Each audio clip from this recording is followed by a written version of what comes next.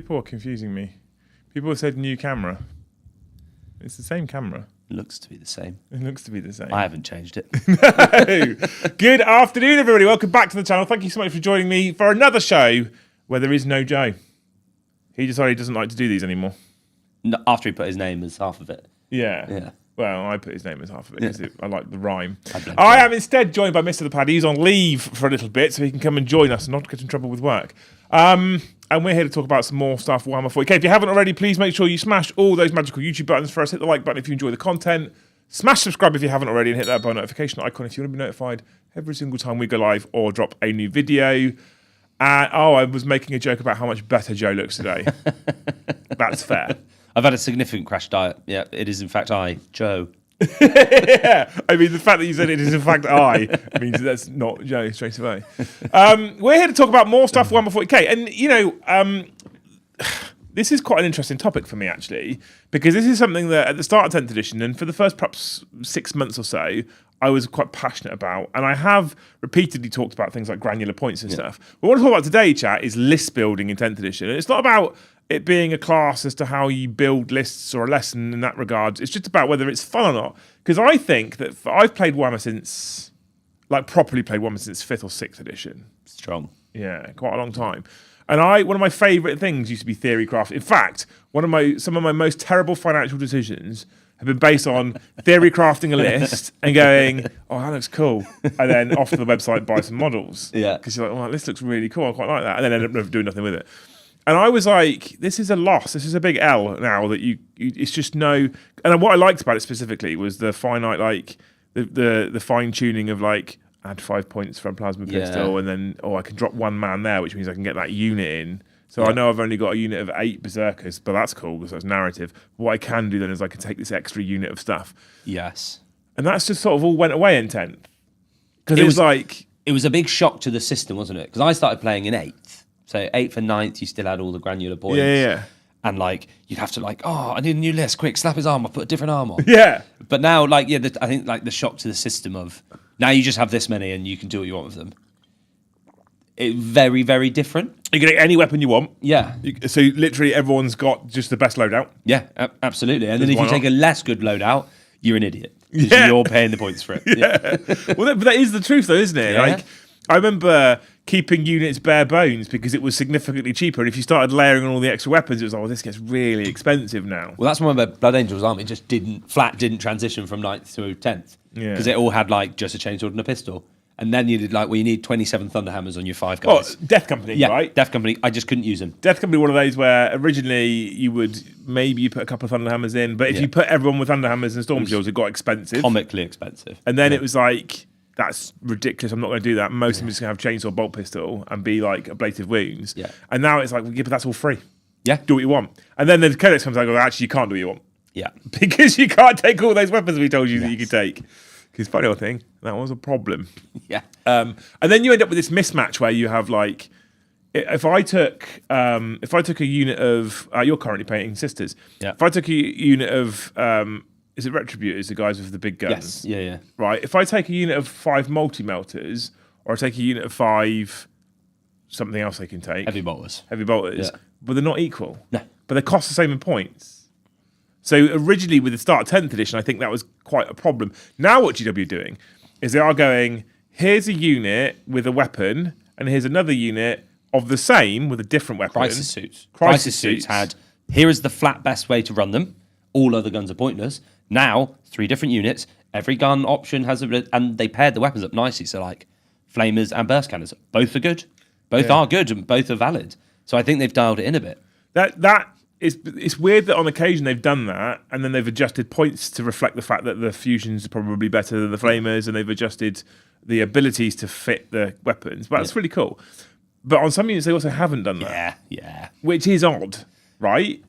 Yeah, it feels like the design direction is going one way, but maybe they were just hitting the ones that were like obviously. It's like Joe's got a unit of 5 Havocs with chain cannons, which used to be quite good, and now you're like, why would you take Havocs without taking just las cannons? I've got 5 chain cannon Havocs as well, and I really like them. Yeah, they look cool. But yeah, you're right.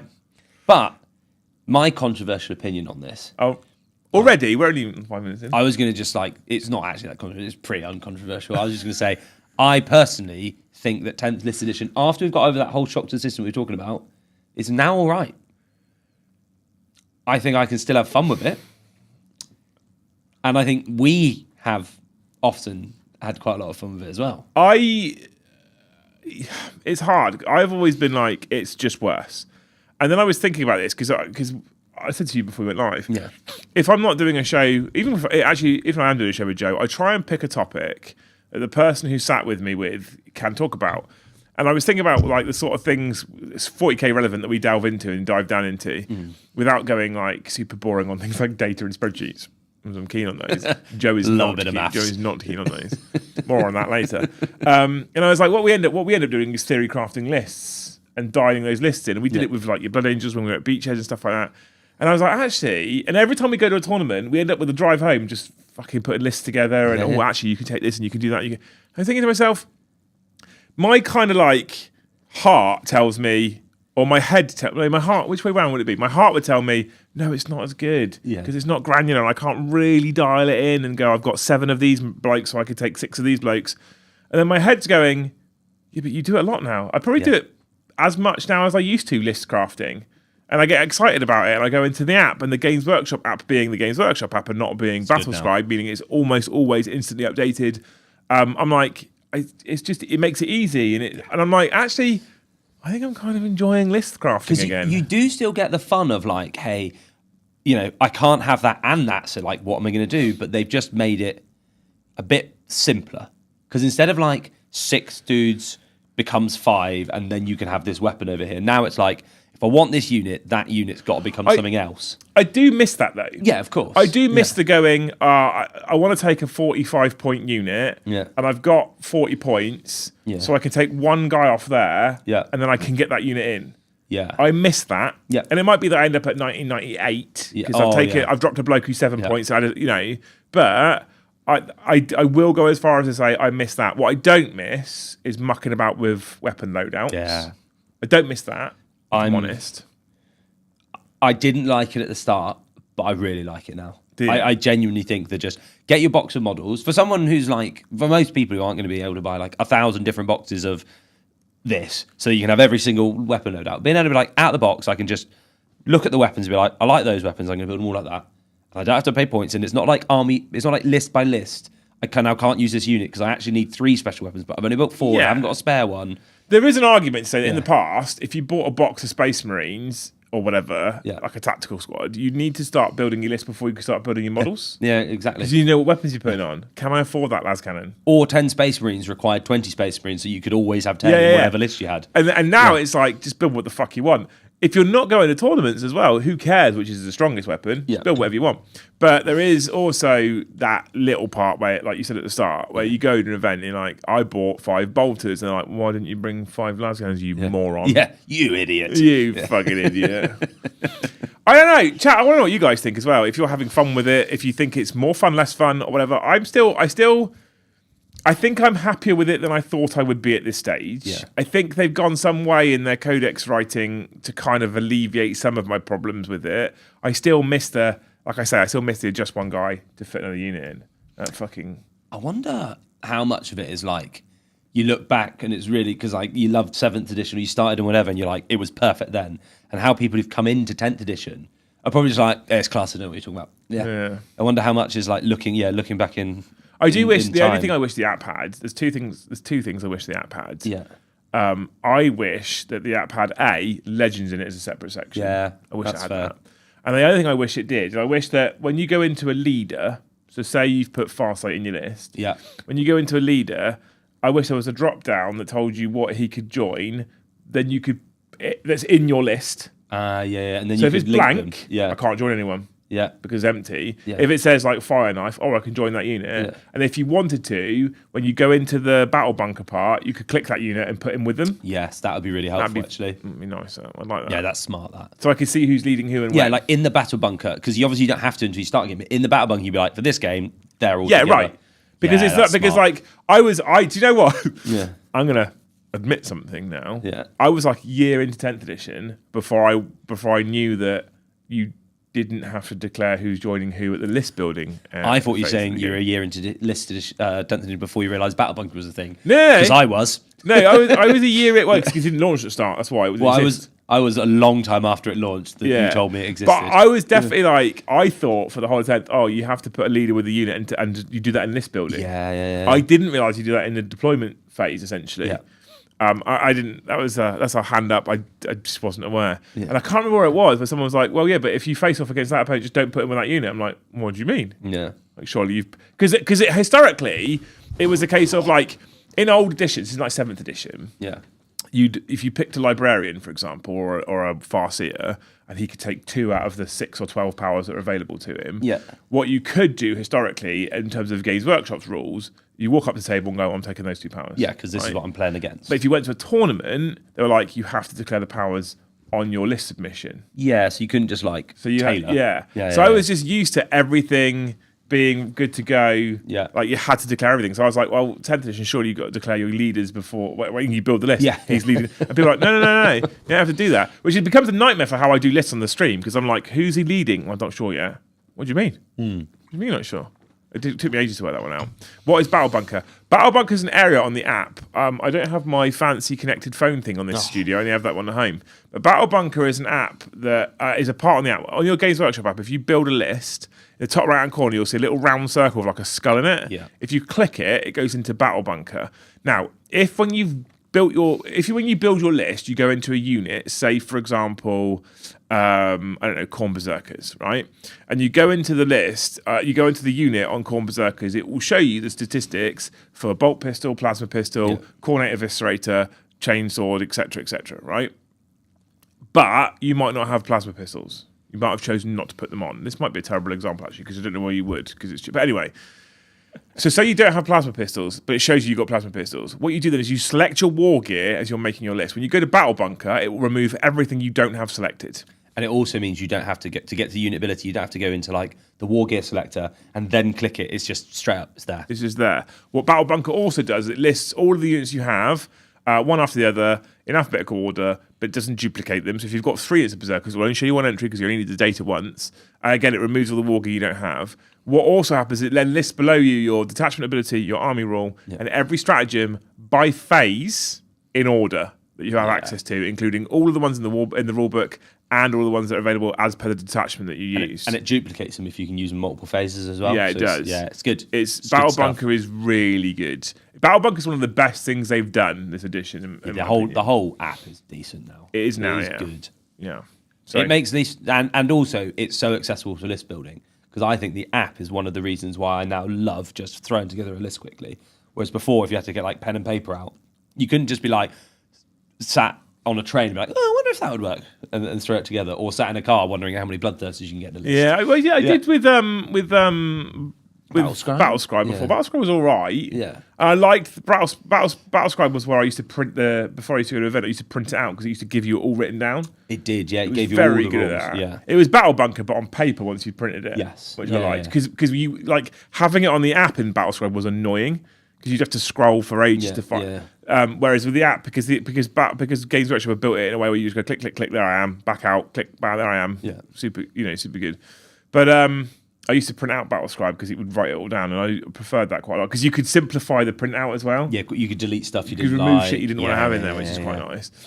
Battle Bunker also has phase stratagem lists. Yeah, exactly. Stratagems in order. That's what we love. But I think that banging those lists together now does help.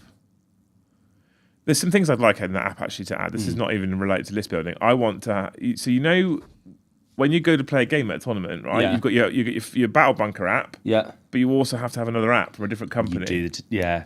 Which used to be called ITC Battles, but I don't know what it's called anymore. Tabletop Battles. Tabletop Battles. Yeah. So you could. Why haven't they put that in the Warhammer app? Yeah, I don't really know. Yeah. It seems like a no-brainer. Here is our mission pack. It's not like it's the old days where it's like old ITC format. This is our mission pack that you're playing. Yeah. We're not just going to give you a scoreboard. Yeah.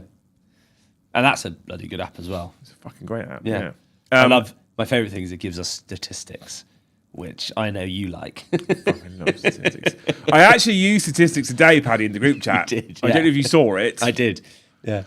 The current favourite thing to happen in the team chat right now if you guys are watching at home, little peek behind the curtain. The favourite thing to happen to Team Ship right now is for Tom and Joe to bicker about World Eaters. Yeah. Yeah.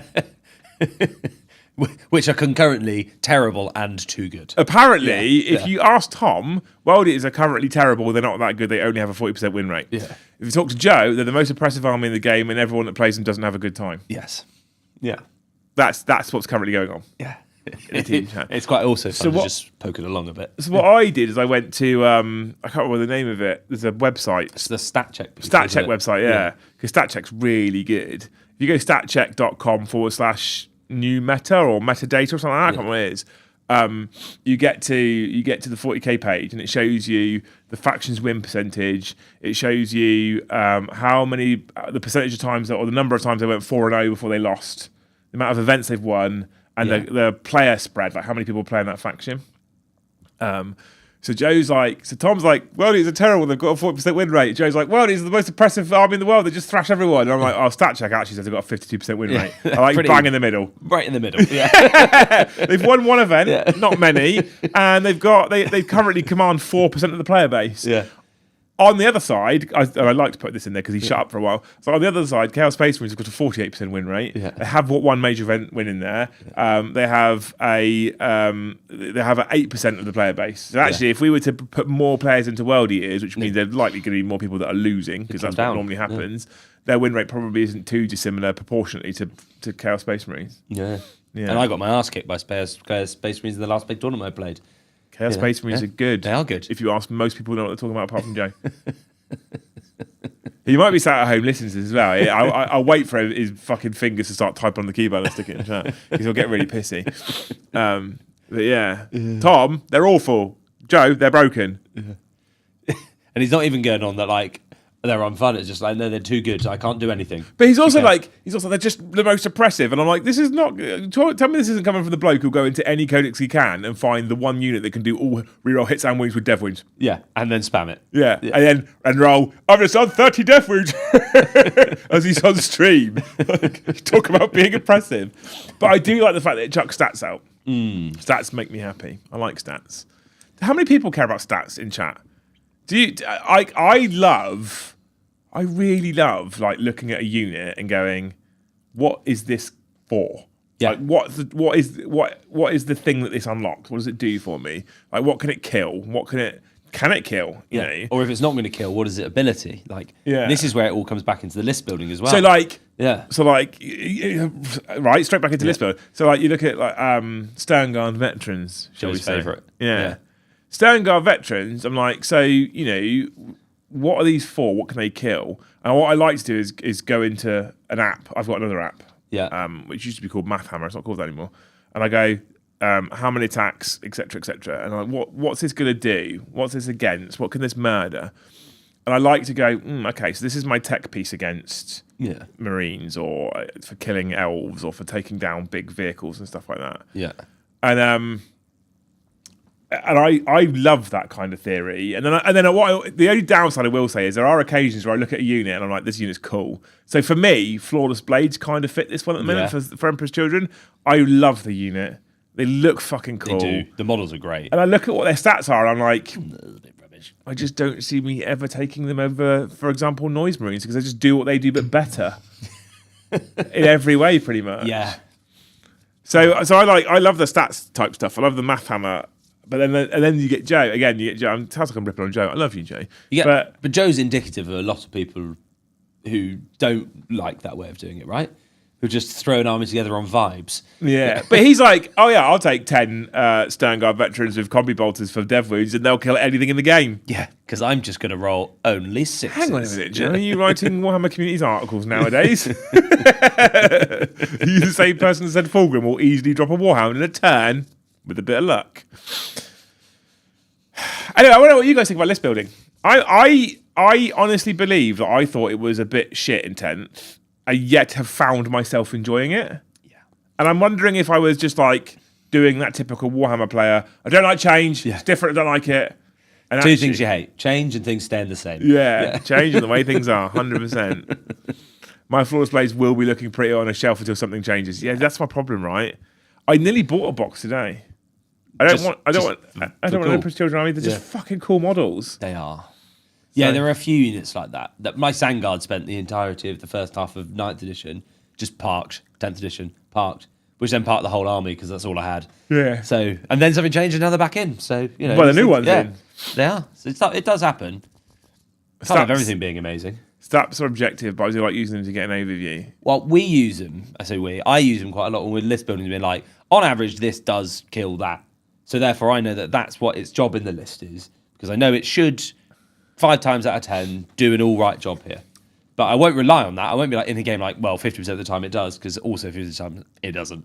So I use stats mid game. I run quick math hammer in my head while I'm stood there playing. Same. And I'll look at a unit and I'll be like, statistically, this unit does kill this. Yeah.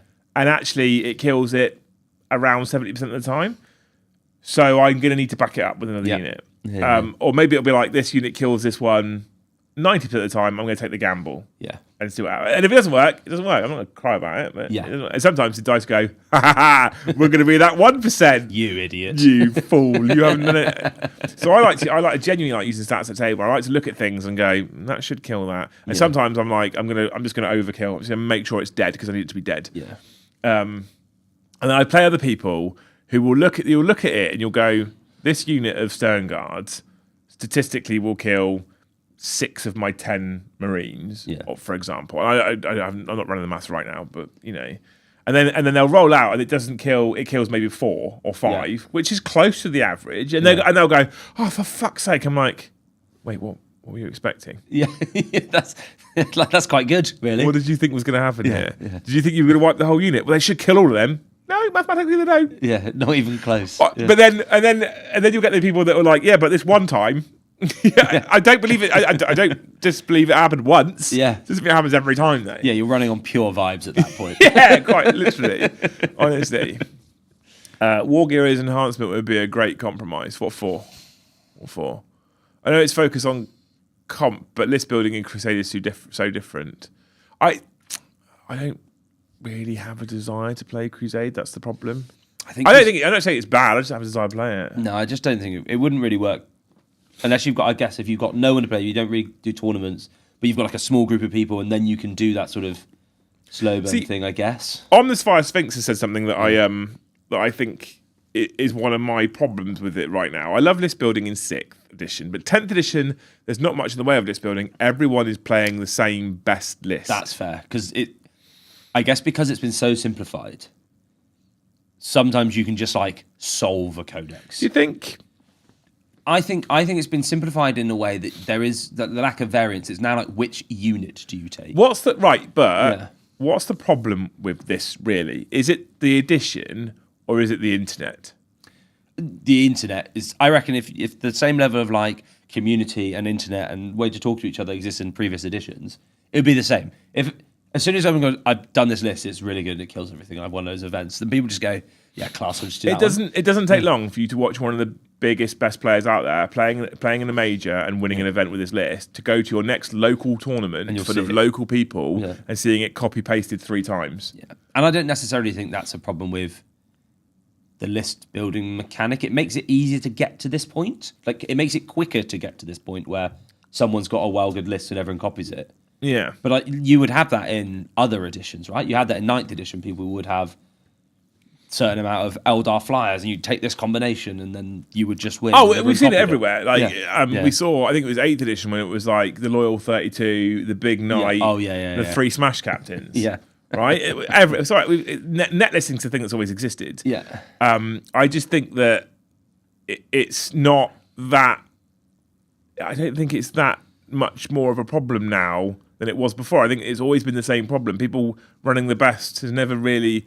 I guess maybe in the past there would be some variance because of people will go, I've taken the list, but I do want to switch the Wargear on this unit, which means I have to change the Wargear on this unit. Yeah. And then there's a knock-on. But in essence, it's the same. Yeah. In essence, I don't feel like it's that much different. I feel it's pretty much... Because you look at Loyal 32, which was, if you don't remember, it was a guard battalion. 30 dudes, wasn't it? Yeah, it was 30 guys and 2 commanders for the cheapest you possibly could so you could farm command points. Yes. So you then took 3 Smash Captains and a Knight Castellan. Yeah, the Blood Angel Smash Captain as well, because they just murdered everything. Yeah.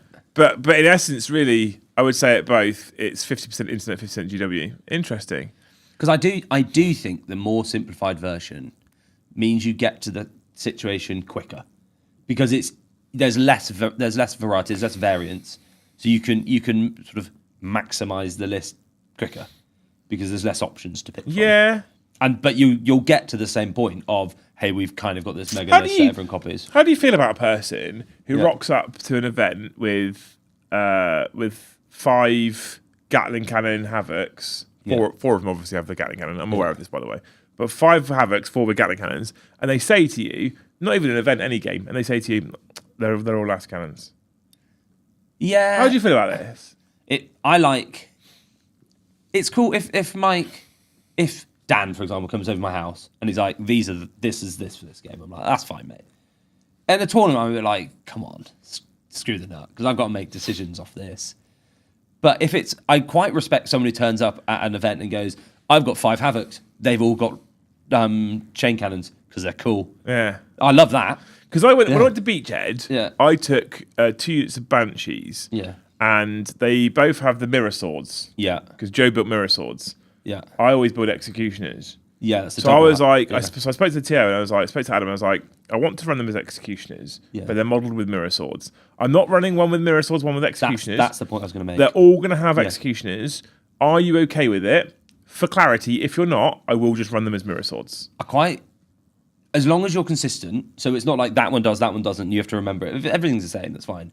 I think as well, Space Marine guns, everyone defaults to no, because that doesn't look like that. You tell me this Tyranid is what it looks like, mate. Yeah. Do what you want. Tell me it is what it is. Yeah, if you're a Drakari player, you tell me it's a Heat Lance. Okay. Sick, mate. I have no idea. But everyone knows that a multi-bolt and a heavy bolt are different things. I think that is a big issue, actually. I think because the Space Marine weapons are more commonly known, people are more inclined to be like, no. I'm like, come on. And you're like, I forgot that it has that because I've looked at it and I know what that does, and it's so like built into my mind that I'll think that. But for Votan, I don't know what any guns do or what they look like. You tell me and I'll try and remember it. Yeah, I don't know. I've always been a person until Beachhead who's only ever been 100% WYSIWYG. It needs to be accurate. Yeah. And then for Beachhead, because the Eldar Codex, was round the corner as well. It hadn't come out. It had come out, but it hadn't come out yet.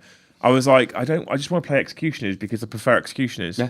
But I did run all of them as executioners. Yeah, so, and that's the thing, because you can't as long as you're not putting anyone at a disadvantage, then I guess. It's interesting, it's an interesting question, that one, because that also takes away some of the problems with 10th. Because I know a lot of people got quite upset with the fact that some of the sweeping changes meant that their old units were utterly useless now, and are kind of completely null and void.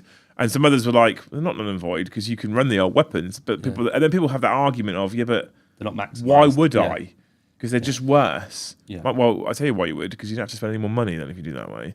And then other people have said to me since, well, just run them as what they are. If you're telling me that you're running X as Y because Y is better, as long as every X in your army is being run as Y, what's the problem? I'm kind of okay with that. It's like Joe. I think Joe kind of. I respect him for doing it, but he hamstrings himself quite often with Lehman Russes because he's like, that one hasn't got any sponsors. I'm like, yeah, but sponsors are free. Yeah, it comes with sponsors. Like, there is no option on the app sometimes to not have them. Yeah. Like, they have them. So just take them. Yeah. That's one thing I don't understand about list building, right? Some vehicles, it comes with, it like can have these 2 missiles and it defaults to not having them. It's like, why would you not have hunter-killer missiles? Why is that an option in the app? Because someone, like at the event I ran, he's like, oh, on the app I forgot to put that it has this rocket launcher. I was like, obviously it just has a rocket launcher. Eldar Aspect Warriors do it with shrine tokens. Yeah. You could add 2. It's not even Wargear. Not even Wargear. Like, yeah, why would you? Yeah, fine. I just don't want my ability in this game. Actually, that'd be class. It's just a token. Yeah. Why? I don't understand why that's a selectable option in the app. Yeah. Why do I have to go to the top and go +1 Aspect Shrine token? It should just be in the rules. Yeah. Hunter-killer missiles especially should be in the rules. It makes no sense. Right, you wonderful humans. We're going to jump into chat and see what you guys think about this kind of stuff, because some of you have been chatting away. Hopefully more will come through as we're talking about them. Paddy and I can still do hopes today. We are currently on 12 gifted. What I said in the Thanes chat before I went live is if I can have 300 gifted, I could just cancel this evening and we can maybe go home and play Warzone, Paddy. That would be fun. I have rediscovered Warzone. I'm really excited for it. So if we can get to 300 members, you get one less game, you know? Yeah. What's not to like about that deal? Yeah. Zodiac, do you want to go first or second for hopes? I'll go first. Oh, Zodiac A17, thank you for the 5 gifted memberships. Thanks, Zodiac. I hope the next time you make a statistical-based decision on the game, it goes the way you thought it did. Oh. There we are. You don't get the 1% bad. No, good. Thanks, Demo, for the 5. You can still play around with lists in 10th and be narrative, etc. For tourneys, I think it's much more limited if you want to be competitive. I'd agree with that. Yeah. I think we're bad for this as well here, though, to be fair. I think everyone's so focused on unit efficiency, tournaments, what's winning, what's losing, Prior Nexus, etc., that we kind of forget the fact that you can still build narrative shit. And often, one of the things we do when we leave an event is we start going, how do we get 30 Terminators into this one list in a Land Raider? Because it's cool. 8 Bloodthirsters or variants was still my favourite list. We did make that list. Yeah. 8 Bloodthirsters in one list. Yeah. I really want to do that list. I think we should. It was like the name. It was Scarbrand, 3 Bloodthirsters, 4 Demon Princes of various different kinds, wasn't it? It was class. Didn't need anything else. No. It's 8 big boys. 8 big boys. I kind of want to do that. That'd be fun. I like that quite a lot. I think we might even. We're not that far off having it. Yeah, maybe. Between like all the various World Eaters and stuff. I'm currently, because my hobby mojo is in the bin at the moment, I'm currently significantly resisting the urge of buying some Emperor's Children models just to build up. Yeah. But the worst is the Death Shroud Terminator unit champion. Oh yeah, who could take 2 flamers. But it doesn't give you the 2 flamers to start off with, but you can take 2 flamers. It's why? It used to be like 2 extra points or 3 extra points or something, but obviously now it's free. Yeah. So, but why would you want an extra flamer for free? Yeah. There was one of the Tau planes that you could, for no extra points, have 2 extra guns, but you had to choose them. Like, what? Yeah. It's like, it'd be actually classed this time if I had less shots.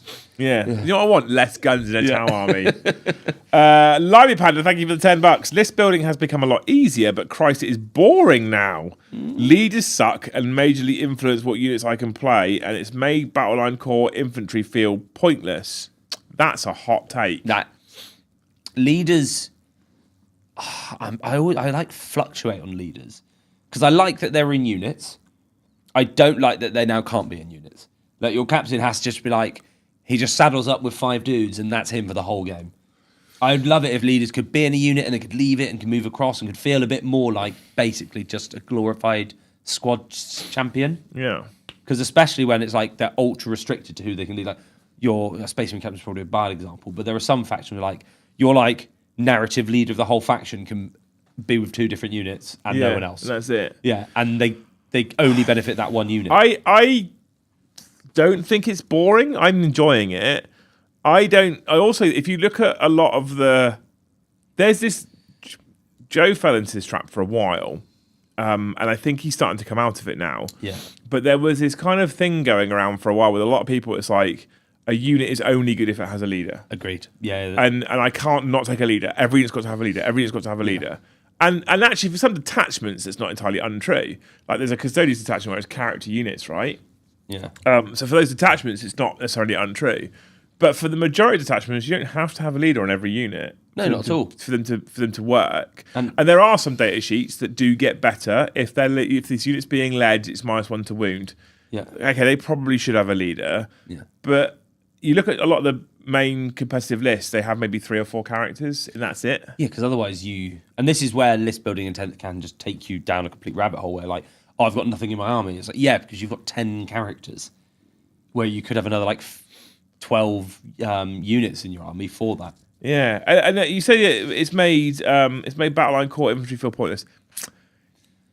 There is less onus on taking battleline infantry than I would like. Yeah, it's got better. So typically the battleline stuff has a lot more OC, which is good. I'm looking at Grey Hunters for Space Wolves being shown as being OC3 and hoping that might be an extra bump up that they're going in the future in that direction, because they're like, we still need to make battleline more of a. I miss the old days of combined arms attachment. Yeah, so I miss the old days of you could have 2 to 3 HQ, up to 6 troops, 3 elite, 3 fast attack, 3 heavy support. I miss those. I really miss those because now what you see is I've got 3 HQ and okay, let's take for example my my Eldar list that I mostly run at the moment, which is my aspect host. It's all elite and fast attack with 1 core choice. I miss old combined arms, and I miss that everyone's army kind of had a similar structure. But I also like the fact that you can do more fun stuff. It just does get abused at competitive level. See, I quite like, and this might be a bit of a controversial take, battleline felt so relevant in the other editions because you were forced to take it. You had to. Whereas now, I quite like the way that some armies, they take loads because it's incentivized. So by incentivizing it, and I think they need to do more, if you incentivize battleline so much that by not taking it, you put yourself at a disadvantage, battleline then becomes really relevant, And I like that a lot of the sticky objectives, the rolls to hit and wound, a lot of that's tied to battleline units, so it can make them good. And if they do that well enough, and some of the secondary objectives in like Pariah Nexus, if they do that well enough, then battleline is incentivized to take. So you don't have to force people. Yeah. You just go, you can take it, and it will make your army better. Yeah, and I love that. That's the direction that they should keep going in, and they're going in that direction. They are. Yeah. It's not there yet, but I do want. I don't want to go back to combined arms where it's like you have to take 2 battleline. Yeah. But I do want to go down to a point where people look at it and go, but I want to take battleline. Yeah. Rather than I have to. And actually, I think list building is in its most perfect place, and I think we're getting close to it in some factions in 10th edition, but I think list building is in its most perfect place when you look at a slot or a gap in your army, you look at 150 points, and there's 3 things that can fill it, and there isn't an automatic, that's the one I'm picking. Yeah, I do like that. And if you're looking at a battle line unit and going, well, I get sticky objectives, and I get OC2 on 5 dudes, and like if you look at Emperor's Children, for example, like the Tormentors, and you go, they get precision melter guns, they're really, really good. But for this, so at the moment, if you took 5 Tormentors for Emperor's Children, I think they might be 150 or 140 or something, or 145. And if you take 5 Flawless Blades, or 150. Sorry, 3 Flawless Blades, or 150. You just take the Tormentors. You just do.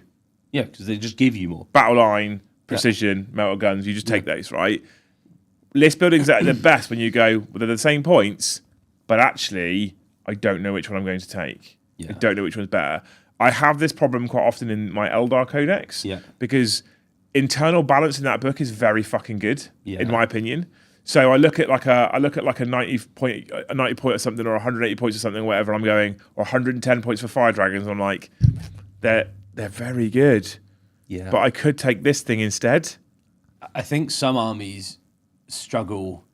Either their internal balance is off, or their battle line is just a bit rubbish. Yeah. Like some armies, battle line's great. Thousand Sons, the whole army revolves around battle line. And therefore, like when you get raised banners or the secondaries, you're laughing because you've already got it. Whereas some armies, your battle line is just literally attacks. You still feel like you have to pay in order to get some of the rules. Yeah. And then you find other armies where they're just like, I haven't got any battle line, mate. It'll be fine. It kind of makes the difference of like 1 or 2 points over a game. Because it's not quite there. Well, I look at Eldar. With my Eldar, again, I take a single battle line unit because I take a unit of Storm Guardians because they get 5 up Invuln. Yeah. And I can put 4 Warlocks and Eldrad in there. Yeah. And that whole unit becomes -1 wounds. Yeah. But at that point, are you taking the battle line or are you taking the 4 Warlocks and Eldrad? I'm taking the 4 Warlocks and Eldrad and giving them ablative wounds with 5 Invuln. That's what I'm doing. Yeah. And they do also give that unit sticky objectives, so it allows me to push the unit out if I need to. And because I'm Eldar, I'm fast enough that if someone threatens in my backfield, I can get back and deal with it. Yeah. But I don't take any more battle line. Yes. That's it. Yep. My Custodians, I take 1 unit, and that's to give them Draxus. And I'll be honest with you, I wouldn't be against running like 60 Storm Guardians for fun. Yeah. But I probably wouldn't ever consider taking it to an event. No. And not just because it's not like I go to an event, I must win. It's like I want to go to an event and have fun. You'll have more fun if you're like at least on an even army list. Yeah. Like tier. Yeah, it's interesting. I think to get back to Dan's point though, I think that for a lot of people it's quite subjective. So I've constantly spun the narrative that list building in 10th is much worse, but yet I'm finding that I'm enjoying it. Yeah. So I kind of sort of looked at it today this morning before I scheduled the stream and was like, maybe it is fun. Maybe I am enjoying it. Maybe list building is okay. Because the amount of lists that get thrown around the team chat, or I send to you, or I send to Joe, there's loads. We're always talking. I looked at my phone and I've got 22 lists just in my app, of which I play routinely 6 of them.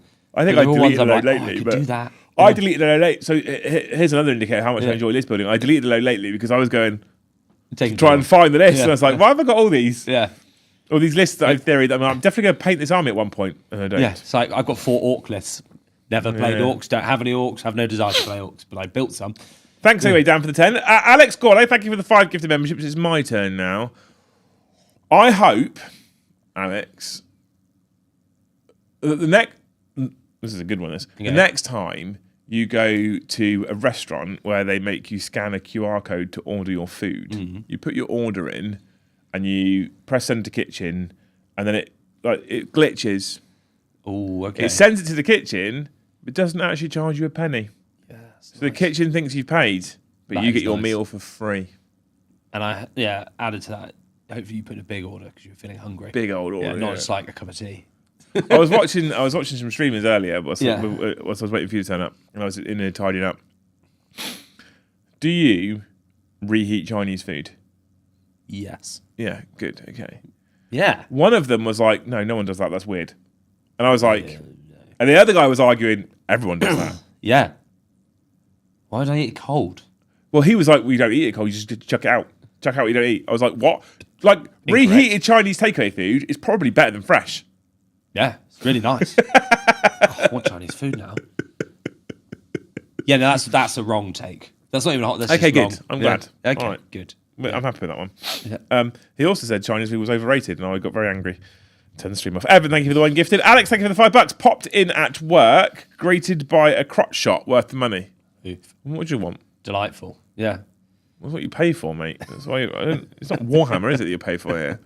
This is sexual paddy. Kev, thank you for the 5. Totally unrelated, but can we have a battle of the angry lads, aka Blood Angels versus World Eaters? I'm sure we can, yeah. That'd be fun. But Tom's first game on stream was like Blood Angels versus World Eaters or something. Chaos Demons Corn, wasn't it? Yeah. We probably could do, considering what's going up for pre-order on Saturday, we probably could do Blood Angels versus World. I think you're playing Tom on Tuesday. Yeah, maybe we could do that then. That would be good. Blood Angels versus World Eaters as part of perhaps some sort of preview, maybe, possibly. You heard it here first. How do you feel about that, Kev? Yeah. Will that satisfy you? It seems to. Yeah, you've done well out of that, Kev. Yeah. Madman, thank you for becoming a channel member. You're a legend. Evan, thank you for the $10. I think changing a gun or a guy is an easy way out. Without granularity, you have to make harder decisions on whether you need or want a unit in your detachment. Great show, guys. Thanks. That's an interesting take. I like that take. Because I find that often the last 200 points of any list is really hard. Sometimes it doesn't just neatly fit together.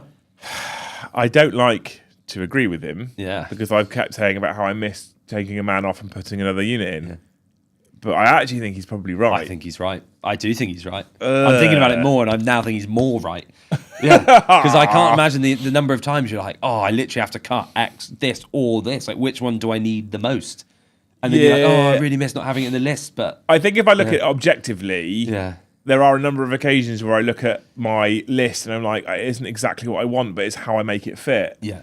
Whereas subjectively, I want to be able to tweak so I can get exactly what I want in a list. I need like 2,000. The amount of times I've needed 2,005 points. Yeah. And then like I either have to cut the enhancement. If I cut that, then I cut the whole character, Evan. and then something right. I'm kind of awkwardly uncomfortable here because I think he's right. Yeah. Yeah. It's a good take.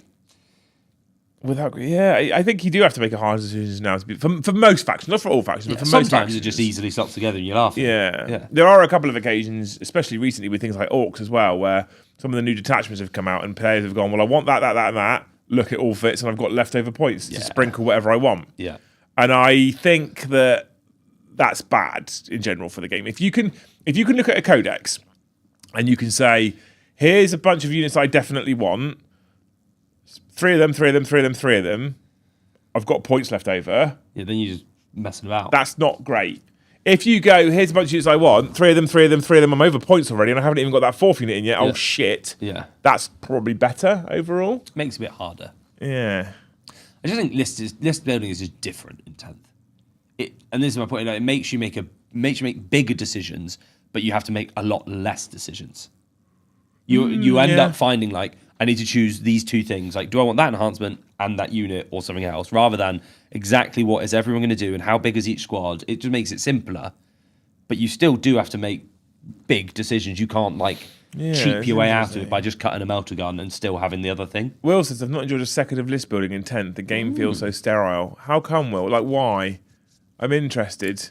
I'm not saying you're wrong, by the way, because a lot of this stuff that we talk about, and people need to, especially some people who decide to comment on videos after the fact, people need to remember that a lot of what we talk about on this is opinion-based, and opinion-based is subjective, right? And so when I say that I think I'm enjoying list building and it's quite fun right now, I'm not telling you that list building is fun. I'm saying that in my experience, I'm enjoying it because it's a subjective opinion. What I really love, one of my favourite things about the talk shows in general, is then hearing those counterpoints, hearing those things like Evan saying, actually, it's a hard decision-making process and therefore there's more kind of jeopardy with list building now, which makes it more interesting. I like this in Facebook because I had never thought of it that way. Yeah. Straight up, never thought of it that way.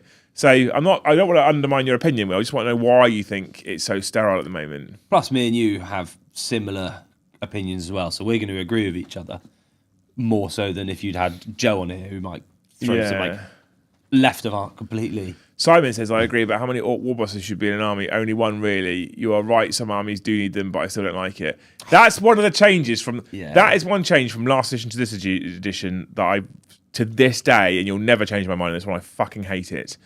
Last edition, it was like, anything with the war boss keyword, you're going to have one of these in the army. Anything with the chapter master keyword, you're going to have one of those in your army, etc., so on and so forth. And I much preferred that. Yeah, I mean, I look at my tournament Blood Angels, and I've got sometimes 3 captains and the chapter master and the sanguinor. It seems a bit much. I kind of agree that maybe you should limit either number of characters or the type of character. Yeah. Not quite don't make them all epic heroes, but maybe one of each. That's interesting. I like the idea of a hive tyrant gaining the epic hero keyword. Yeah. All of them.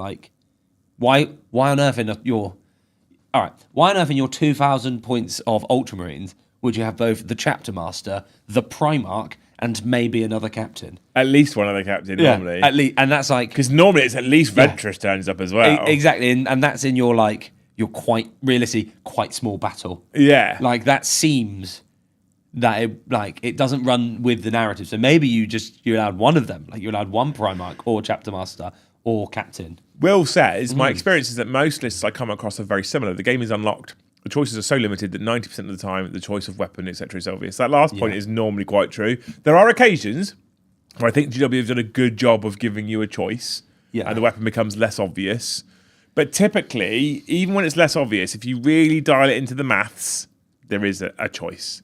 Ash says, I loved making army lists in the index stage where I could see the rules. Now it's all codex locked. I have no desire to. That is also an interesting point. Yeah. That is where Battlescribe sang. Oh, it did. It did. Because you could make a list from any faction and go, I don't have the codex, but now I really want these models. Yeah. And now you can't do that if it's codex locked. You can't go in there and go, I'm going to make myself an Eldar detachment. Oh, I can't see what any of it does. Yeah. I'd have to buy the codex first. Well, I don't want to buy the codex in case I don't like it. Yeah. Interesting. Thank you anyway, Evan, for that thought-provoking point. Glambring Gaming, thank you for the 5. It might be more than attitude has changed. The question has changed to why you aren't running the meta. You're not encouraged to play what's fun. It might be more than the attitude has changed. The question has changed to why aren't you running the meta. That's true. People, like you said, you're an idiot if you take the wrong thing. You're not encouraged to play what's fun is... It kind of is true, though. Yeah. It depends on what your goal is. You get, let's take a tournament. I always find the bottom 50% of the tournament, that's where people with fun lists go, and they tend to have a really good time. Yeah. And the top 50%, everyone's meta chasing. You're totally right. You're encouraged to take what's good, and if you're not, why are you doing it? And then everyone's having a much more serious time. But that bottom 50% where some legend turned up with 3 Land Raiders in a list, you're having fun. Oh, mate, the amount of times I've been asked, why have you got that unit? Because I like it. Because it's cool. Yeah. Yeah, well, I haven't bought and paid for another one. I very rarely ever leave Jane Zara at home. Yeah. Because I fucking love Jane Zara. I think she's okay now. I think she's quite good. But I wouldn't go as far as to call her an auto take. Yeah. And the amount of times, not just Jane Zara, but the amount of times people like that, why are you bringing Khan? Because I fucking love Khan. Yeah. I bring Trajan all the time. But Khan's not very good. Yeah, but I fucking love Khan. Yeah, exactly. Yeah. I don't understand how you. I love Khan. Yeah. Yeah. That's an interesting point about Teeson's up there, about our HQ point. Because some armies are all HQs with like bodyguards. Yeah. So maybe you'd have to look at it list by list. But some armies are led by the headquarters, and there should be a few of them. And some are just, here's my soldiers. But Thousand Sons, I think I would get around Thousand Sons by going, you can take as many exotic sorcerers as you want. Yeah. One Demon Prince. Yeah, that's true. Yeah. You know, I think perhaps you get away with that one then. Yeah. But yeah. I hate that argument. What do you mean by fun? Quotes. I love my aspect army, and it's really good and fun right now. Yeah. You think right? And Shadow Sun is spot on here. There is often a narrative that's spun that is fun and competitive are different things. Yeah. They don't have to be. No, because fun is, if I'm honest, fun to me for a game of 40k is 80% about your opponent. Yeah. Are the two of you going to vibe? Can you imagine this is a conversation and within it is a game? And the other 20% is like then the army list. Like, have I got a list where I'm about on the same power level so I can have a game where it's like it's me versus my opponent, not just I'm going to win/lose because of the lists. And then I've got models that I like the look of. You know, I vibe with the models I've bought because it's all about you. Well, that's why you bought them. Yeah. Well, that's why you bought them. Exactly. That's why I have bought these. There are models people that buy models because they're good right now. Yeah. Not because, as in like competitively they're good right now. As not because they like the models. And then my argument then gives back. It falls into the first 80% of if you're here just because you want to win at all costs and not have a fun game, like it's a game that I'm spending 3 hours of my time playing with someone I would like to enjoy it with. Because then you fall into the other half. Like, I've bought models because I want to win and I don't care about our interaction. I think the fun is a lot about the game. I agree. Yeah. And I am currently, or have been recently, you've probably been playing my Eldar a lot more because the Codex hasn't made them a really dull army to watch. They're quite good right now. Again, go to stat check. They're over 55% win rate. Yep. But they're not as busted as they were before, and most importantly, they're not as oppressive to play against. So I've been playing an Eldar list, which isn't entirely dialed in. It's close to dialed in. The problem is to get it dialed in for the way that the dynamic works here in the studio. To get it dialed in, I need to get Joe to paint more stuff. And Joe's like, I don't paint that army. Why would I paint more stuff for that army? Yeah. That's how that works. But I still think the army's decent. Yeah. And I have won most of my games with it. And I'm having loads of fun. And most of the time, at least, I feel like my opponent's enjoying it too. Yeah. I think that's the key there as well. But I think you're right about the argument, to be fair. So it's interesting. If a game is decided late in the game and it isn't run away when you know you've lost by round 3, I think the game will be called fun. Competitive or garage with a friend. Yeah. I agree. Game turned, I always say, turns 4 and 5 are the best turns in a game. Yes. Because it's the ones where the most decisions have to be made. And it's not just about who can mallet who anymore. Yeah, absolutely. Yeah. I know a few people. Oh, I played a game of 40k last night. Yeah. How'd you go? Oh, yeah, tabled him in turn 3. I'm like, doesn't sound fun, does it? But then that person's like, I tabled him in turn 3. I'm like, okay, I'm sure you had a great time. Yeah. Sounds like he had a fucking awful time. Yeah. Yeah. Let's be honest. Thank you so much, Warbus Buddy, for the $5. This is why I love running orcs. You can make up weapon names and people look at it and go, yep, I believe you. Yeah. Seems legit. Yeah. Absolutely. Here's my squig bomb hammer. Yeah. It's strength 20. Yeah. Hits on 7s. Yeah. Good to go. Fucking why not? Love it. Absolutely love it. Thank you, Ash, for the 2. New data sheets on Warcom. Copy paste weapons. I don't know what's on Warcom, so I'm not going to comment, Ash. No, that would be a very hot take. I've not seen Warcom. Because I might comment on something. I think I know what you're talking about. Yeah. But I then might comment on something that I'm not supposed to talk about yet. Maybe we'll have a look between streams. Yeah, maybe. Yeah, thanks for the $2 anyway. Chaotic Failure, thank you for the 10. Thanks, Ben. I think a lot of the gripe with 10th list building is those with OCD that now find it much harder to reach 2k on the nose without granular points. I count myself among those people. Counterpoint, I don't disagree. I hate it. My OCD was never at 2,000 points on the nose. Yeah. Within 5, I was happy. Yeah. If I was like 1995 or below, I was like, there's got to be a 5-point pistol I could take somewhere. Yeah. Right? If I got to 1998, I was okay with that. Having said that, sometimes to get to 1998, you'd have like one unit of 9 dudes, and I hated that. Yeah. Unless they're Thousand Sons Rupert Marines, who should be in 9s. But like now, at least your units are always the right size. Yeah. You're right. I'm the opposite. I'm an anarchist. I'll play at 1988. Beery. Oh, I can't. 1997 or 1996 points would have triggered me. The lowest I've ever played at 10th, I think, is 1990. I can't play it like 1980. I've done 1980.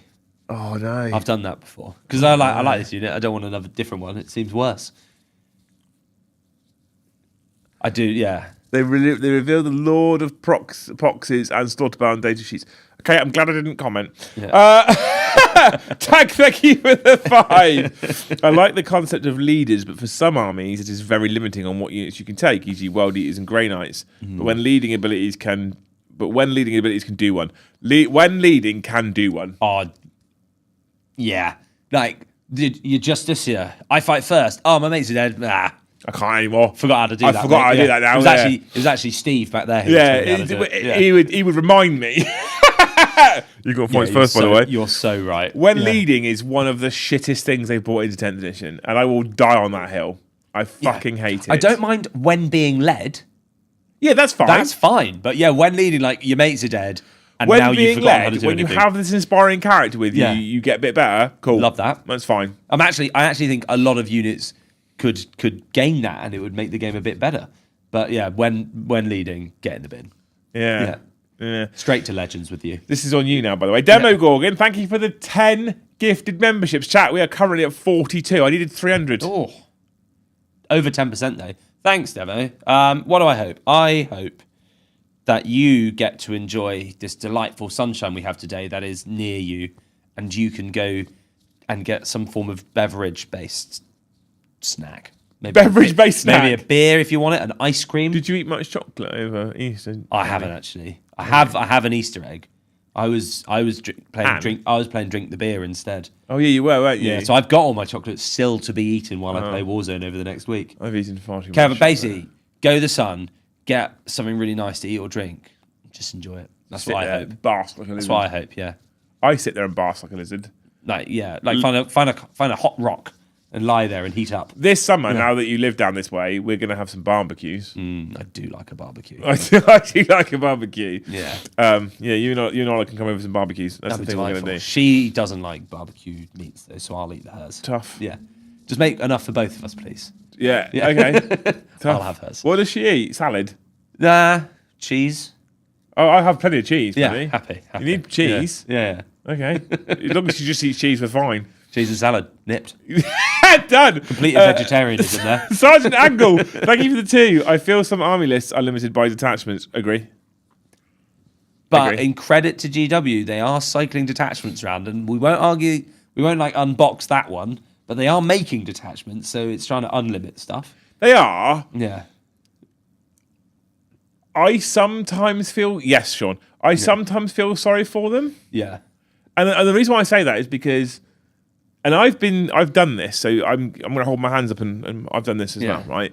But sometimes you look at Codex A and Codex B and you go, well, Codex A's got really good detachments and Codex B's got really shit detachments. I remember Orcs and Custodies coming out at the same time. And you're like, why have you done that? Why can't they all just be like the same? And then what will happen is they'll bring out Codex C and D. Yeah. And you look at Codex C and D and I'm like, I've just copied. So Codex C's got really good detachments. So just copy and paste them into Codex D. I'm like, poor old GW. Yeah, there's hard. It's lose sometimes. And then what they'll do is they'll bring out more rules to make it as good as Codex C, but different. And people are like, oh, it's too much rules. It's too complicated. Yeah. I'm like, you have really got your head between multiple swinging rocks right here, haven't you? Changing the way things are. Yeah, exactly. It's just, it's weird, isn't it? Yeah. To be fair. I think sometimes I feel sorry for them, and they often they are the master of their own fate. Don't get me wrong, but I do think. And sometimes they deploy more DACA. Yeah, it's like we were looking at some of the rules last night. They put on Warcom yesterday some of the rules for the new Death Guard stuff. Yeah. And we went through the article yesterday, and a couple of them looked like they were basically copy and pasted from other detachments. And someone in the chat jokingly said, "I'm finding a reason to criticise already." Yeah. I'm looking forward to whatever comes out for Death Guard because you're Thousand Sons, Joe's got Emperor's Children, Tom's now our World Eaters player. So I'm like, cool. I guess I get Stinky Boys. Yeah. And I was like, yeah, but that wasn't a criticism because at least for the copy pasta that they've done there, it made narrative sense. For a bit of tweaking into the wording, it's like this makes narrative sense. It's cool. Happy with that. What I don't like is where it's like, cool, everyone's just now got Oppie Downey. Yeah. Because why not? Or everyone's got some variety of reroll ones to hit, to wound, but sometimes they don't, and other times it's different, and every roll's different. At that stage, just commit to it. Just copy paste. Yeah. Don't copy paste and make them all different. Yeah. But like 1% different. This is on me now. Oh. No. John McCardle came in with 20 gifted memberships. What a hero. 20. Hey, John. I hope you're doing well, dude. Yeah. I hope you're doing well. I spoke to him recently. Is that your hope? No. Hope you're doing well. Why not? Next question, yeah. Yeah. How is John doing? He's all right, yeah. He's been busy. So he's been absent for a while because he's been busy. Like a busy bee. What do we hope for John?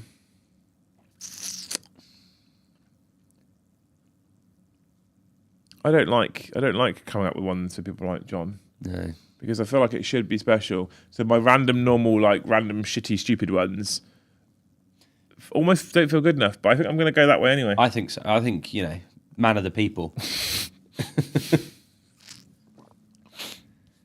What do we hope for John? I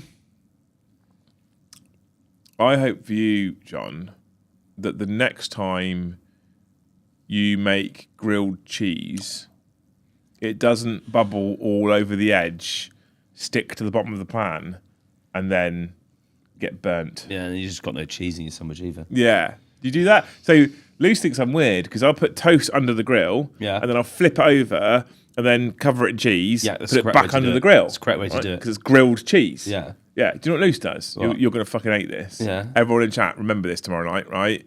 What Luce does when my youngest wants a cheese toasty or my eldest wants a cheese toasty, right? Is she puts 2 bits of bread in the toaster, clicks it down. It's already incorrect. Grates some cheese into a bowl. Yeah. Puts it in the microwave.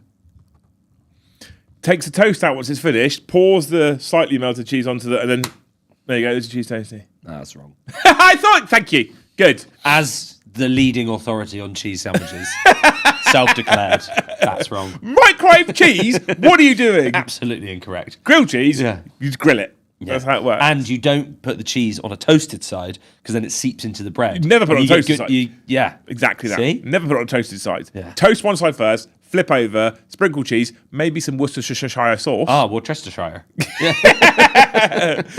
Banging, that is grilled cheese. Okay, there you go. We've solved it there.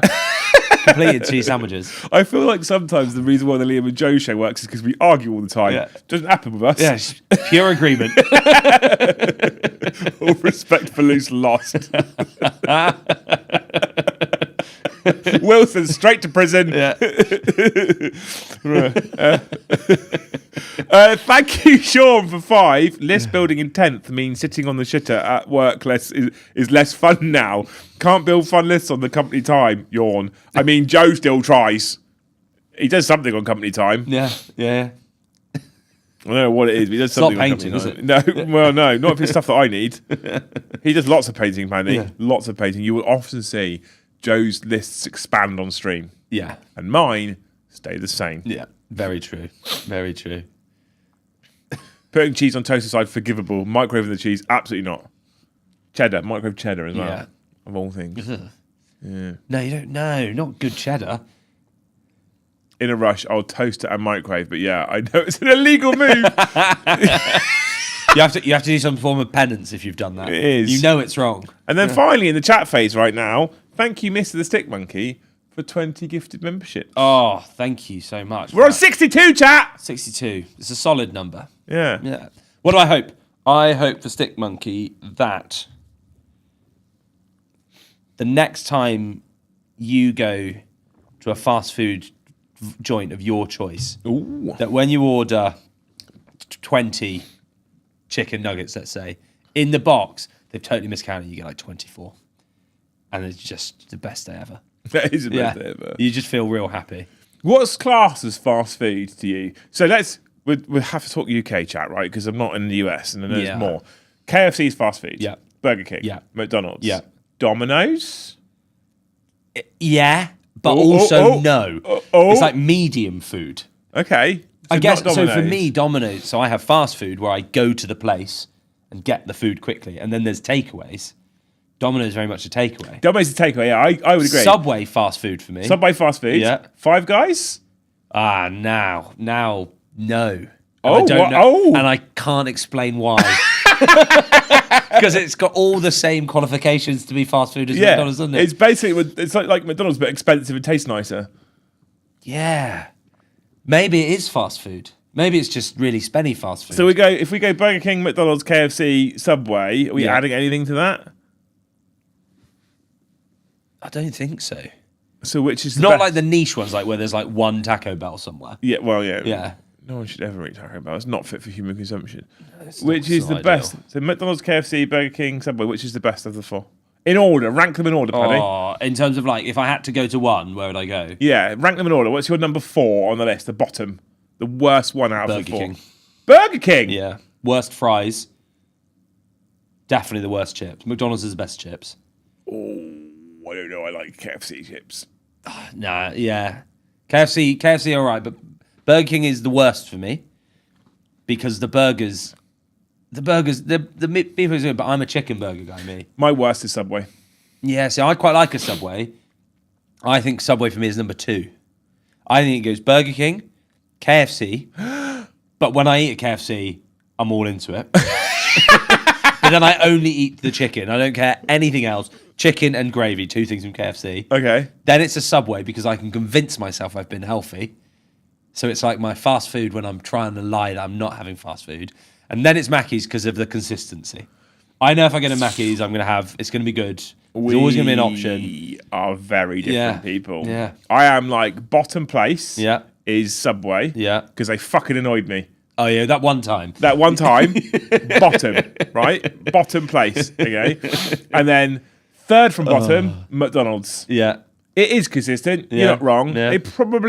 They have great fries, but everything else is just a bit shit. I'm willing to surrender that McDonald's is definitely actually not first the more I think about it. It might be third. It's just a bit shit. It's just not great. So I'm opposite of you. I actually think for me, Subway might be the Because winner. I get like a chicken sandwich or something from McDonald's. It's like someone's just taken the infill out of someone's slipper and put it in a that's fair. bun.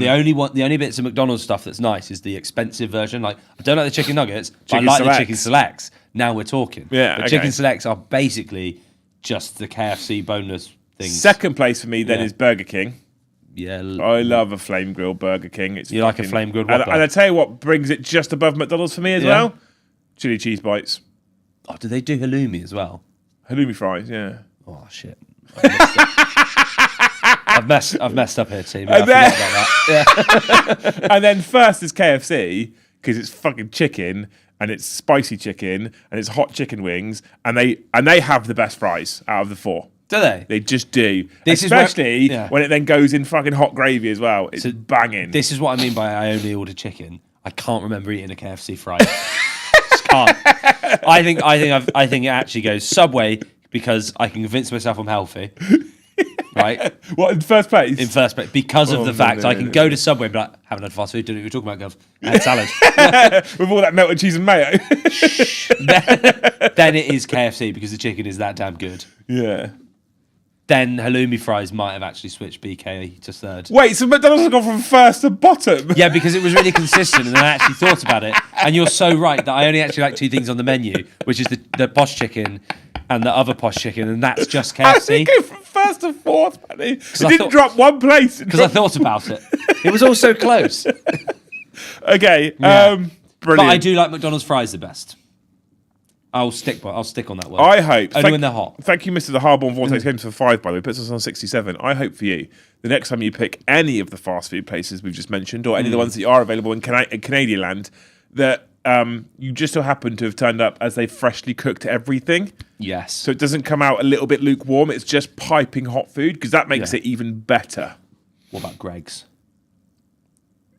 Is it fast food like It McDonald's fits is like fast food? all the definitions we said. It's quick, it's cheap. You have to go there to get it. It might be cold. It equally might might be, be yeah. hot. Yeah. You might get cold beans. I am partial to a Greg steak bake, but I say that having not had one for about, what year are we in? 25. Yeah. I've not had one for about 8 years. Yeah. So when I say I'm partial to a Greg steak bake, What you mean is you're not partial. I mean that when I worked in Eastleigh and there was one over the road from my workplace, had lots of steak bakes. But now I don't. Do you reckon Canada does poutine fast food? They do. Had it out there. That's already You can number get one. it at like KFC's poutine in Canada. Really good. Yeah, it's not good poutine. Oh, I'll tell you what I had in Canada actually. I had a Plunge. I had a McGriddle from McDonald's. A what? A McGriddle. It's like the breakfast sandwich from McDonald's. Yeah. It's like that, but the buns were soaked in maple syrup. Ooh. Yeah, that was a heart attack in a bun. Yeah, tasty though. It's when I explain American breakfast to this. She's Yeah. like, "Wait, what do you have?" I'm like, "Well, I have a stack of pancakes with chocolate chips in." She's like, "Right." Then I have scrambled egg Yep. and super crispy bacon. yeah. Yeah, and she's yeah. like, "Right," and I cover it all in maple syrup. And she's like, Yeah, those flavours don't sound like they'd work. I don't understand. Yeah. So you've got maple syrup on your bacon and eggs? Yes. Yeah. And she's like, So- and chocolate chip pancakes with it? Yeah. Yes. Savoury, salty, sweet, turbo sweet. It's fucking Yeah. incredible. Yeah. Had Five Guys, wasn't impressed with it. Wee. I fucking love a Five Guys. Maybe Yeah, that's it's where good we go stuff. in a minute. I have completed burgers this weekend, but yeah. I'm You down. have, yeah. You did say you didn't want more burgers because you completed burgers. I'm up for a burger. I like. We could also just go get ribs. Yeah, Fridays. Maybe. Yeah, I like ribs is good. It turns out I'm hungry. Yeah. I am fucking starving. I wasn't hungry when the stream started. I've not eaten anything today. No, I've had a handful of cashew nuts. I have had a coffee. French breakfast. Yeah. Arthur, you didn't have the cigarette. No, that's not what I wasn't. That wasn't what I was sucking on. I had a coffee first thing and then a cup of tea before I came here to start cleaning up because Joe doesn't understand the word tidy. No, he doesn't. And we have 20 people here this weekend. 20 absolute legends. Yeah. Yeah. So Yeah, we're not ready. we're not ready. We should tidy this afternoon, or we're Hear me gonna get out. ribs. Now we're talking. Have whatever Joe would be most upset about missing. Oh, Nando's. that's a Nando's. That is a Nando's. Straight away. Yeah. So normally, every time Joe doesn't come in for a day and Paddy comes in and fills in for him, the first thing we do after we've done the lunchtime show is we go to Nando's and photograph ourselves at Nando's and put it in the group chat. And he just gets pissy because that's the kind of group chat we have. Yeah. Brandon, thank you for the 5. If you're going to buy fast food, always customize it if you can. Guarantee freshness, fries without salt, extra onions, no ketchup. I do that. I'm that I've person. never thought of doing I'm that. that person. Oh, maybe I'll start doing that. Take one ingredient out or put one extra ingredient in. Yeah. Sometimes the extra ingredient costs you 50p, but you get a fresh burger. Yeah, that's true. Until you just watch them rip the top of a cheeseburger and slap a tomato. That is in. the concern. Yeah. I've told this story before, but I'll tell you, it's one of my favourite stories. When I went back to my upgraders at Arborfields, which is in Reading, to do my supervisor's course in the army, I went back with a friend of mine who I'd known for ages, called Harry. I was at his wedding last year, actually, lovely bloke. And we went to a beef eater in Reading, right? We went and found, what we were doing every now and again, we were just going out and finding a random, because the cookhouse was shit. Yeah. Cookhouse was great when I was on my basics course Yeah. because it wasn't pay as you starve. And then when I went back and it was pay as you starve, it was rubbish.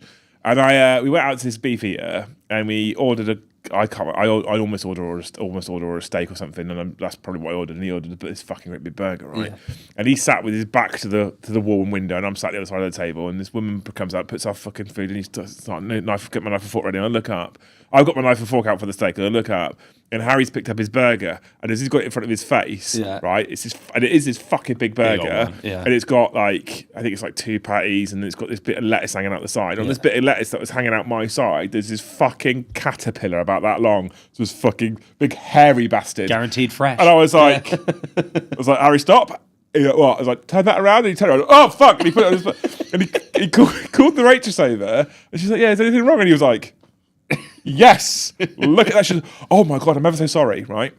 Now, bearing in mind, when we first ordered our food, we probably waited 15 to 20 minutes minimum before our food came out. Okay? Probably 20 minutes, 25 minutes actually thinking about it.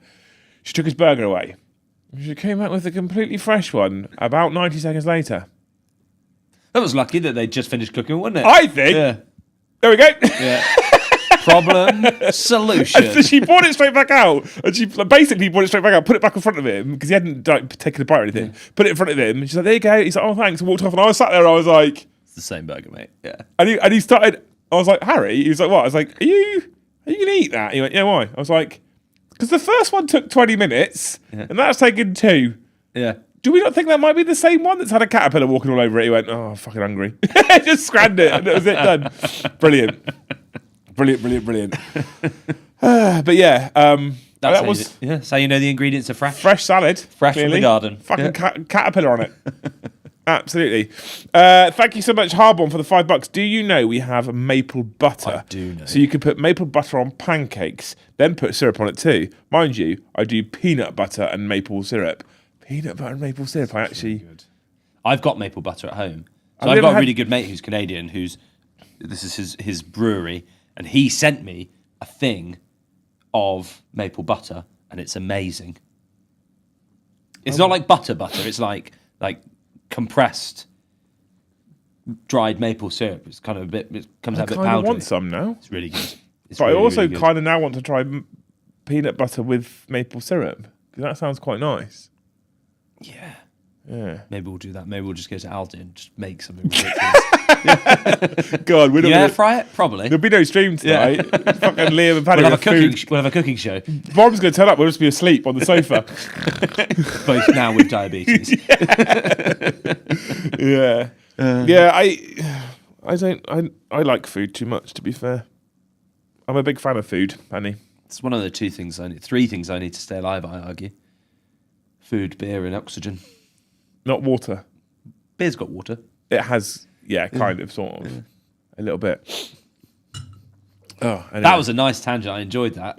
I'm super hungry now. I'm List fucking- building's fun. Talk Now about I'm fast like, food. I really no, what I'm doing now, right? Is I'm looking at the fact that we're on 67 members and we're 33 away from target, and thinking what we should do now is do what me and Joe do and hang around for another half an hour and try and get those 33 members. And what I'm also doing is I'm looking at that clock and going, should we just end it 10 minutes early and go get some food? Maybe 33 members to let us go and get food early. No, because they'll hold us here then. That's what they'll do. They're arseholes. I'm really hungry. Like the most lovable kind of arseholes. Yeah. Your stomach is literally grumbling. Did you hear that? I did just hear that. That was really loud. I probably got picked up on the microphone. That was a noise I made. Oh, dear. Liam and Paddy cook-off. We should do that one day. We should stand at the table with... But with one air fryer. You're only allowed an air fryer. I've got some electric hobs in there. Ooh, talk to me. Yeah. Now I can melt that maple butter. You got a microwave? We can make a grilled cheese. I've got a microwave. Yeah. No. Scrambled eggs in a microwave. We did hear it. Did you hear that on the microphone? That's how hungry I am. I've been trying to eat one meal a day because it's cheaper. Not if it's a massive meal. No, but it is cheaper. Yeah, that's fair. Especially when you have to feed a Joe. Oh, God, yeah. Especially when you're going to... Oh, it's got to be Nando's, doesn't it? No, I don't really want Nando's. I mean, I could eat it. I don't really want it. It looks like chat did get to hear that. That was really loud. We'll be able to talk about the World Eater reveals from yesterday, today on Warcom. Yeah, we can talk about that. If it's on Warcom, I can talk about it because it's public domain, right? If I go and get my... What has been released today? 2 data sheets for the new characters. So if we go back to articles, the 2 new villains arise for the Death Guard and World Eaters. I don't have it on the screen, chat, all right? So the World Eaters and Death Guard are mounting 2-pronged assault on the galaxy this month as both codexes become available to pre-order on Saturday. Khorne and Nurgle have each anointed new champions, but whose is stronger?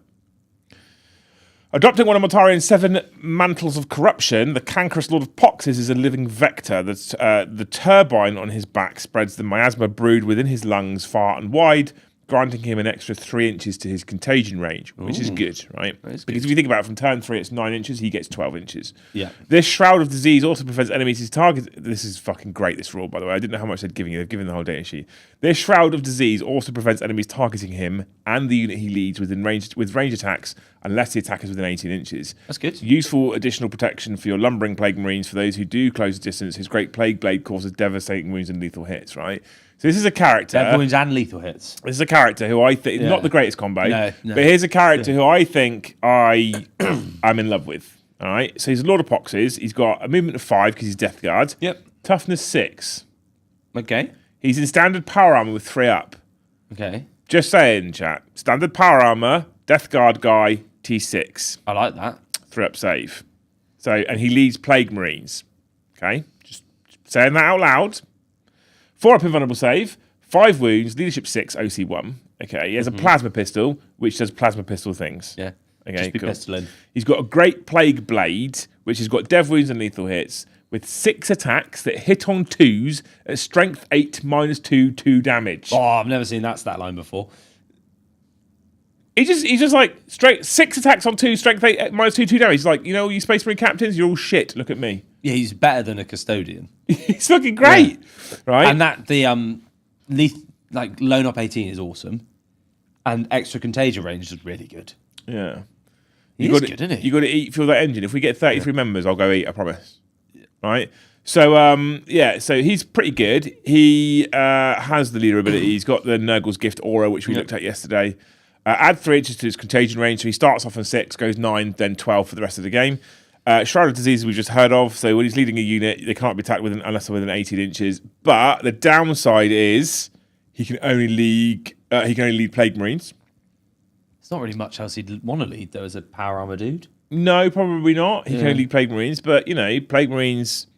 If we make an assumption, if he's T6 with a 3 up save, if we make an assumption that Plague Marines are also T6 with probably 2 wins because they're Space Marines, that's going to be pretty fucking powerful as a durable unit, right? Yeah. And then the other thing that people often miss out is a lot of people don't look at the keywords. He has grenades as a keyword. Bloody grenades. Bloody grenades. I love a bloody Who loves grenade. a grenade? I think he's decent. I think he's really good. And I actually quite like the model as well. I don't think I've seen it. Have I seen it? That cheeky chap there. Oh, yeah. Yeah. He's got like the cross helmet crest, right? Like a Roman. Ask me later. Yeah.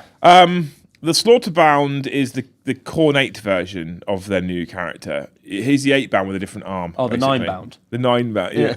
Is a little bit more hands-on, having triumphed in battle against the Bloodthirster. The first step of his ascendance is complete, though the ongoing metaphysical duel continues to warp his body more and more into a vessel of Khorne's liking. Yeah. His rage is so potent that he returns 1 destroyed 8-bound or exalted 8-bound miniature into his entourage in each command phase. Really? In each command phase?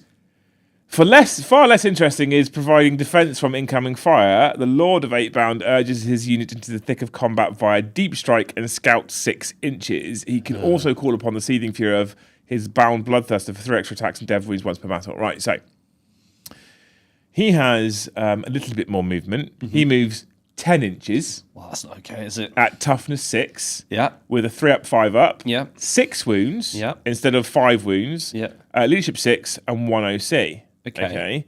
He has a weapon. That's good. It's just melee. Yeah. He has 6 attacks also. Yeah. Hits on 2s. Yeah.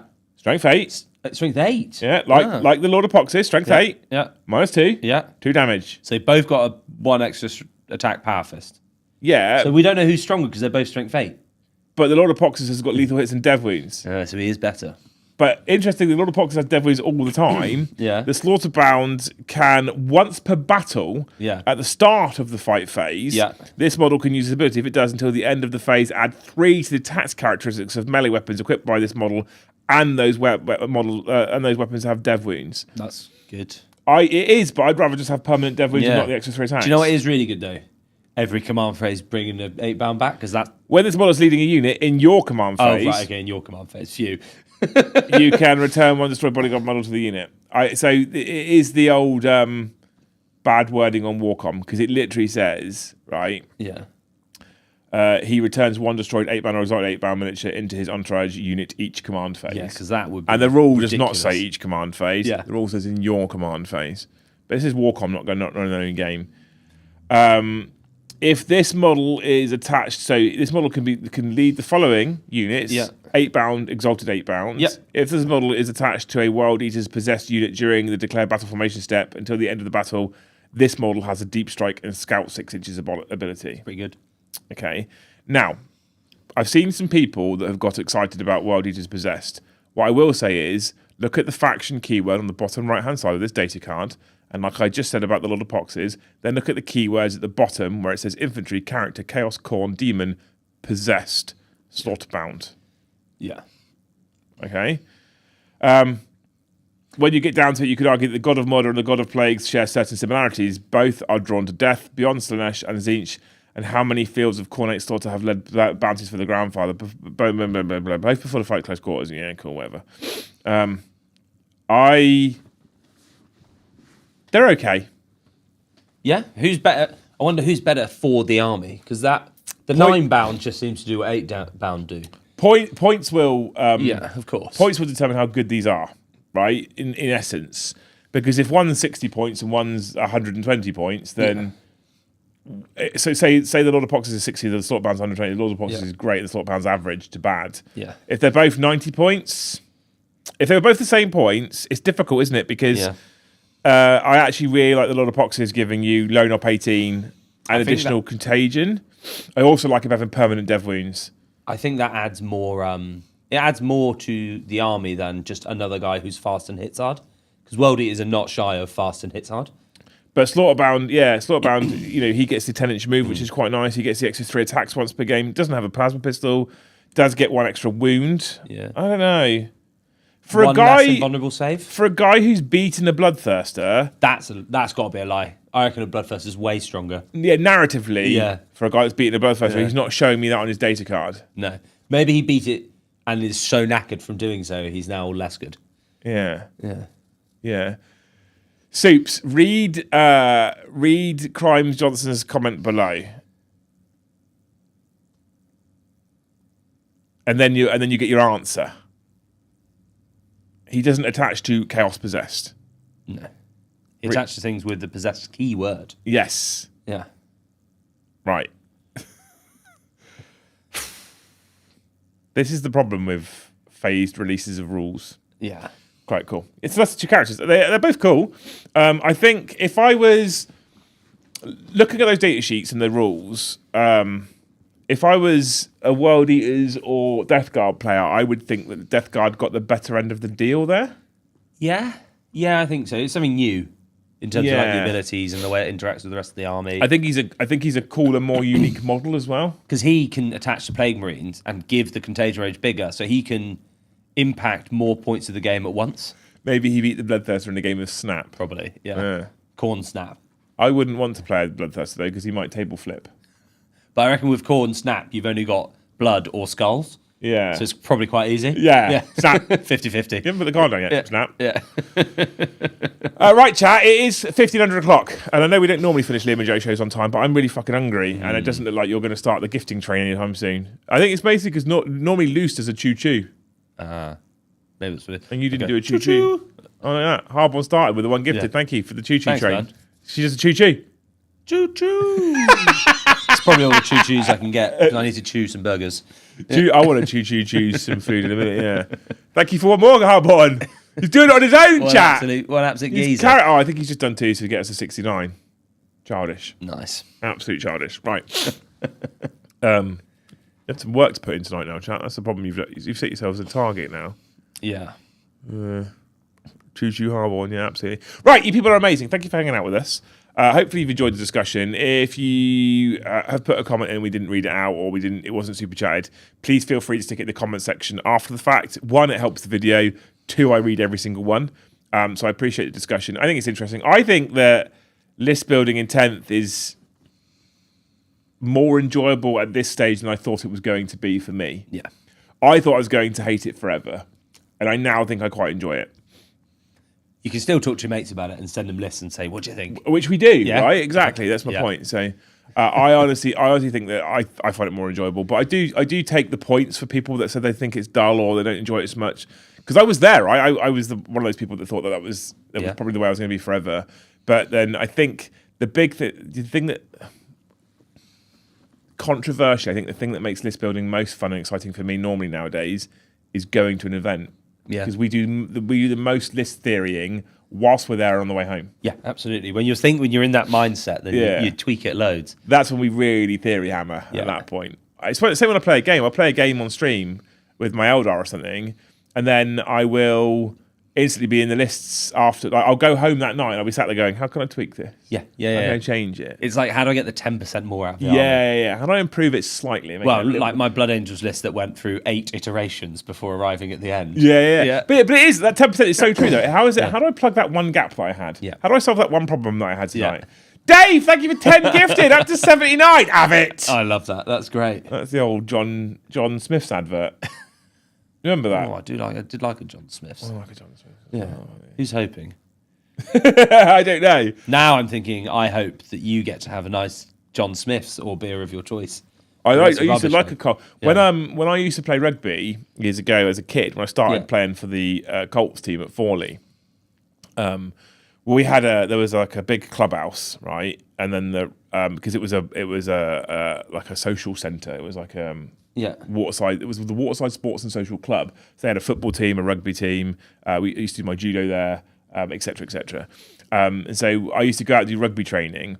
Well, to start with, it was judo, and then what happened is Mum would be in the judo hall with me and my brother doing judo, and then my dad would go through to the bar with the other dads, and then when we finished judo, showered and changed, and then we'd trundle through to the bar with our kit, put our kit bags down, and go and sit, and we'd have a glass of Coke, and if we were lucky, we were allowed £1 for the vending machine, and you might get a bowl of chips from the kitchen, which was fucking great, right?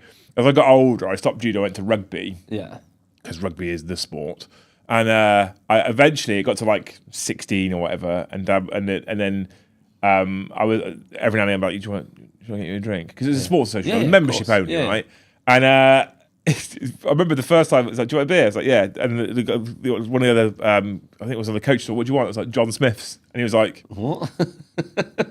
Wait, what? You're like 16, 17. What are you doing? Yeah. And I was like, yeah, John Smith's, and he was like, because that's what my dad always drank. Yeah. That's all he drank was John Smith.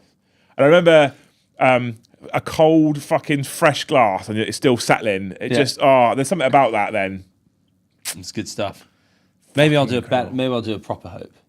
Okay. I hope. I've thought of this one. I mean, John Smith's is a strong hope. It is a strong hope. All right, done. I hope you have 2 John Smiths, and they're both cold. I've got another hope ready for now, later, or maybe now. Thanks. I know what you did last roll for the one gifted membership. We're on 20 to go now. We're on 80. But we're going to finish. Hung around. I'm hungry, and I've got work to do because I haven't got a Joe to set my table up. So me and Paddy are going to have to do it and come up with something semi-competent so we don't get ripped by Joe later. Because he will log on just to look at the tray and then log off again. Team, if Joe's not listening, you all have to compliment the table tonight. Best table you've seen in years. Exactly. And wait until he comments and then lay it on. And what we'll do is we'll just do a really shit job. Like a really terrible We'll just flat tournament terrain, no stones. No terrain. Just a model. We're going to get some tea. We're going to come back, start getting the studio ready for. I'd like to get that table moved today if we can. Because I would rather lift that with you than with Joe because he's got a hernia, don't you know? We'll go get some food. We'll keep sorting this place out, get the stream ready for later. We have got Knights with Brom versus Don't Know with me. Don't Know with Paddy. We worked out yesterday that Paddy and Brom have not yet played each other on the stream that isn't a chat plays game. Yeah, that's true. Yeah, we've not played a proper game. It's always been like idiocy. Yeah. So, you know. I reckon it will probably be between Tau, Blood Angels, Custodians, or Thousand Suns, the 4 armies I have to play. Or maybe something out there. I could be tempted as well to devolve it into idiocy. It was idiocy the last time we played. Yeah. So there you go. And then tomorrow I'm back at 7:30 with the Warhammer show if you do miss tonight. And then Thursday, Liam and Joe are back. Me and Joe are back at 13:30. And then there's a live game of Warhammer 40k in the evening. Fridays after dark stream likely to be delayed to 9:30. Because you're not coming to Cosmos on Friday evening. No, I can't make Friday evening to make Saturday. Why? Because, keeping the goodwill / I've got things I have to do this weekend. I just bring her. But no. I've got things I must do such that I can have Saturday free. Chores and the like. But it's Cosmo. Housework. I know. I do. All you can eat buffet. Yeah. We could go there now. Yeah. Anyway, I hope you guys have enjoyed the show. Thank you so much. If you have, please make sure you smash that like button. Hopefully, we'll see you tonight for the live game of 40k at 7:30. If not, we'll see you in the next one. See ya.